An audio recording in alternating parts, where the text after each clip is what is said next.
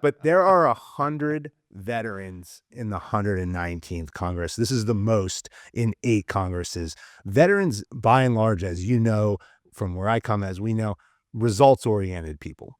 People who put teamwork and value teamwork above so much else. America, I don't care what side of the aisle you sit on, would probably argue that we just endured the longest political campaign in history, and it was divisive in a lot of ways. And so America, we know, has to come together. And that's been the rallying cry from all sides, is we got to find a way to come together. How are you, now that the 119th has kicked off, coming together with other veterans now with this enormous number? How are you coming together to work as a cohesive unit to drive America forward? Let me start by talking about For Country Caucus. For Country is just an incredible caucus. The members are amazing. We have over 30 members of the caucus. Those who have worn our uniform, men and women, served our country and now serving in the Congress. When you look back on the 118th Congress, member-led bills, we had about 35 that were endorsed bills. Of the 35, 13 became law. So this group of Democrats, Republicans, those who have worn the uniform, when we come together, we are showing our strength. And as we move forward to the 119th Congress, I believe there's a lot that's in the making, and that's being discussed right now. We'll continue to talk about our national security. There's so much going on around the world right now. When we talk about Russia, the concerns of Iran, terrorists, proxy groups, China. I mean, there's so much that's going on in the world, and we'll continue to be a leading voice in Congress on national security issues. We're going to also, I would believe, start looking at biosecurity and the importance of biosafety, as we've learned so much from COVID. The commission's delivering a report, and we're looking, how we can improve. And there's always that looming conversation of modernization, modernizing the force.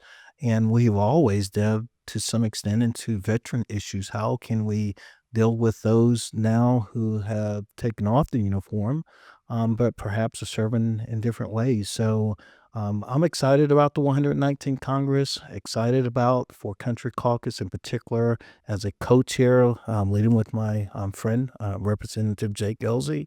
We're looking forward to getting some good things done in the 119th Congress. And again, when we think about the members of Congress who have served our nation wearing the uniform, that's amazing that we're seeing more former service members to actually come and serve in the Congress.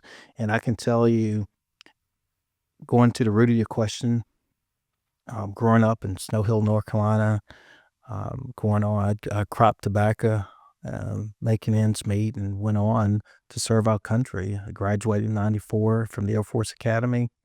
And when I was serving as a mortuary officer, putting the last ribbons on to that member, we didn't ask, are you Democrat or Republican? When the orders came down, we didn't ask, are these Democratic orders or Republican orders?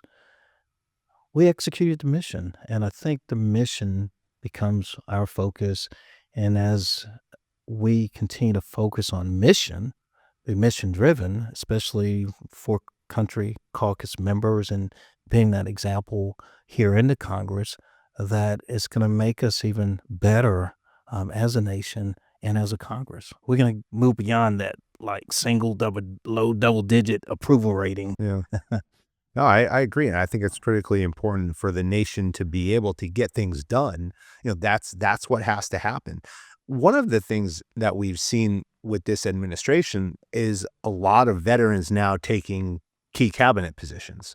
And we have Pete Hegseth that's at the Secretary of Defense. We have Mike Waltz as National Security Advisor. Tulsi Gabbard, we're expected to be confirmed as the Director of National Intelligence. And the Vice President was a former Marine. What do you expect out of them in those key positions and their ability now to work across the aisle with Congress to get things done? Mhm. Let me say, out of the group you named, I knew and know Mike Waltz personally, having served on the Armed Services Committee. And I'm saying this, I mean, Mike is a true American. He truly not only has worn the uniform, but my experiences working with him, he's always tried to do what's best for the American people. So it's good to see people like him excel to go on with the administration.